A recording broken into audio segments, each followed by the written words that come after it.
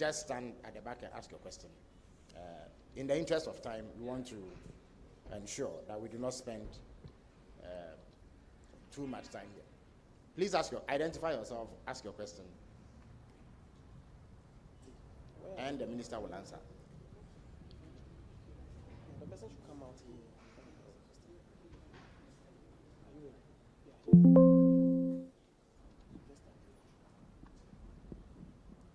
I want to find out from the minister, how can the ministry work with MultiChoice Ghana to address public concern about the affordability and value for money of their subscription services?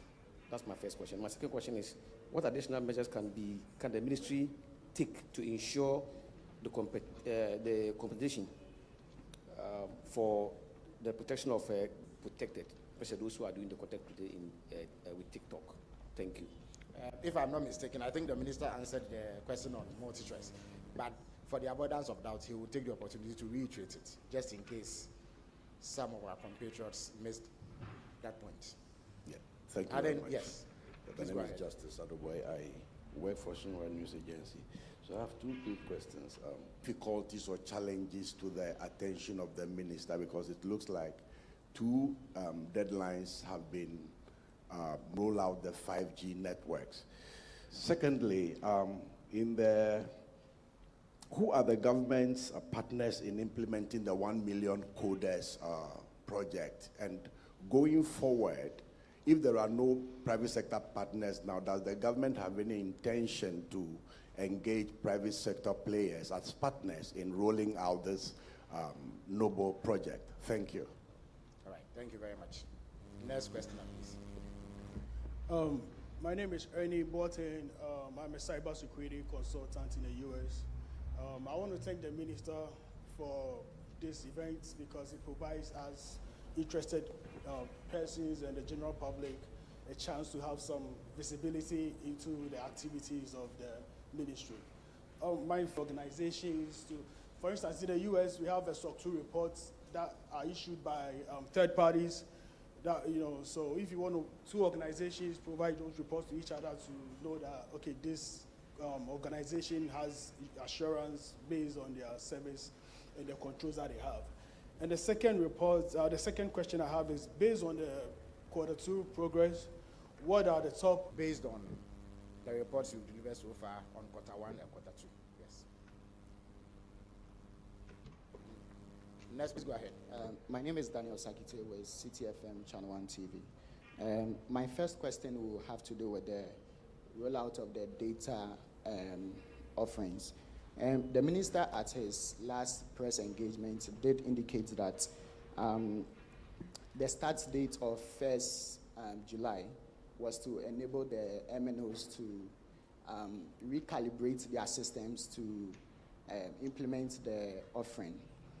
Given that the initial start date, some MNOs encountered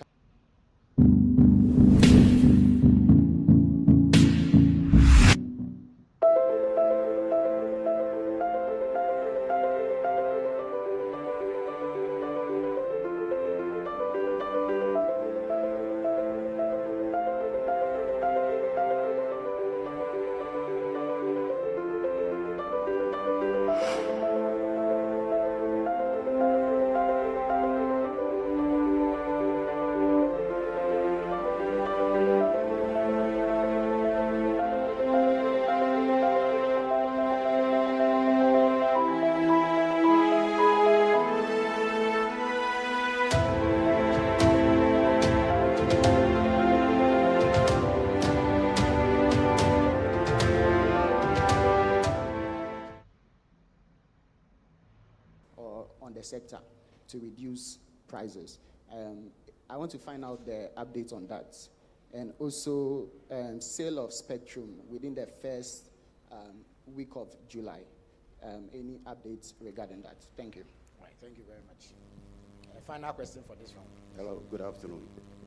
My name is Eric Wood from Mr. Wood Studios and Modern Ghana. Like Honorable Sam George, that nowadays we normally meet instances whereby people convince the MTN users then they withdraw their money from their account. And Are you also the they primary convince owner of the them to borrow YouTube? from Quick Loan, which Are you the primary the owner of user is YouTube? not aware. Kelentry, I want to know how the For the live NTA and the cybersecurity For the authority live stream. going The to last time work we did against this, we such couldn't- criminality. Thank you. We have to change the settings. Thank you. The minister will Please, after which. Yeah, you have to request for Osman Speshing from Radio Gold. access to I don't know screen. if he came in late, but on DSTV, I made the point that I met with the Ghanaian management, me from that meeting, that a lot of the was coming from South Africa. And I've seen people make all kinds of funny comments on social. That license has terms and conditions. If you flout those terms and conditions, we have the power and mandate to revoke that license. It's the citizens of the state. And like I said, tomorrow is a holiday, but tomorrow at 1 p.m., I will meet with the Ghana and South Africa team in my office. And I'm clear in my mind, that meeting will not come to one. The South African management to say that when you buy a package, they should upgrade you to the next one. We are grateful, but that's not what we want. We want a price reduction. And that's what we will push tomorrow at tomorrow's meeting. And I'll update the country as soon as we're done with that. On TikTok, I've also met with TikTok and had a conversation with TikTok about the content creators in Ghana. And again, I addressed that earlier on, where I said that we're looking at both harmful and helpful content. And we're not just looking at content that is just for entertainment purposes, but content that is educative. People should be able to make money. Engage with them and said to them that they need to come back in here and have a session with our content creators on how they can benefit from the platform. But one of the key things we need to do is to ensure that as you create your content, that your content, the algorithms are structured in such a way to give full visibility and give full economic value for the content that you create. And so that's the engagement we're having with them. And I said to teams,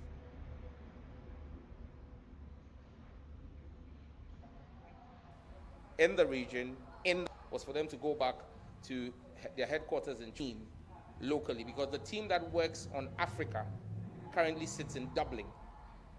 And my argument is African solutions and African content moderation must be African. And so we're working with them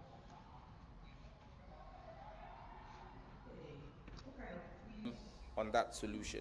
Justice from Xinhua asked about the 5G role. See what they started there like It's yeah. One fell now, they've come to carry him out.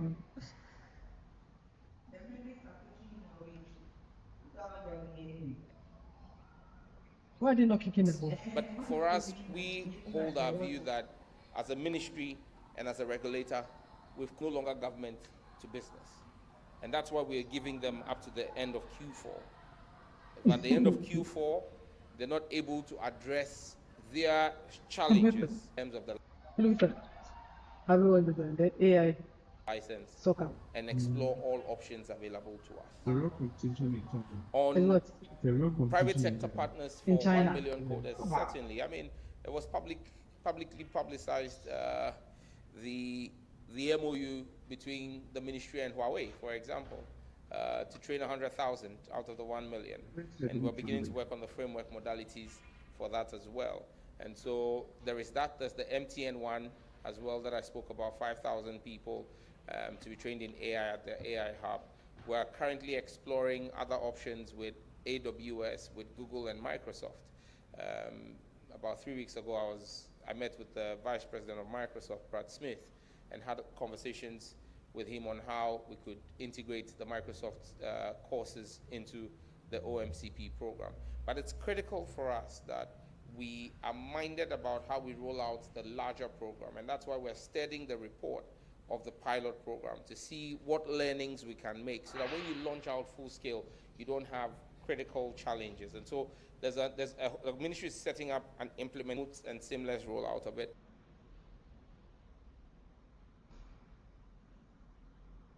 But that is not just only foreign partners. Even locally, we've received over 80 proposals from various universities in Ghana, UNAIR, KNUST, UG, UCC, from groups like NIST that will run this program with us. Ellie, who is a cybersecurity consultant, asked questions about reports on our corporations. Yes, we generate reports. However, given the critical nature of those reports, they are not publicly circulated. What we do is affected sector players are notified of whatever emerging threats and trends they need to be aware of. So we circulate within the ecosystem to those who are regulated. So for example, if there are threats that have been picked up by the NCA CERT in the telecom sector, the notices will be sent out to the telecom operators. If the BOG CERT picked up something during the ensuing quarter, what it will then do is issue that as an advisory to all the individual companies that are operated within the BOG's ecosystem.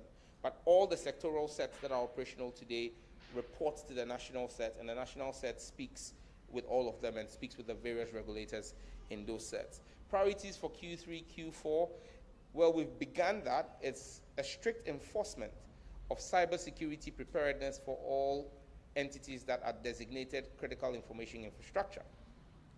My predecessor designated, I think, 137 institutions as critical national information infrastructure. However, many of them have just been designated on paper. They have no preparedness. Today, their cyber preparedness is between anywhere 0 to 40%.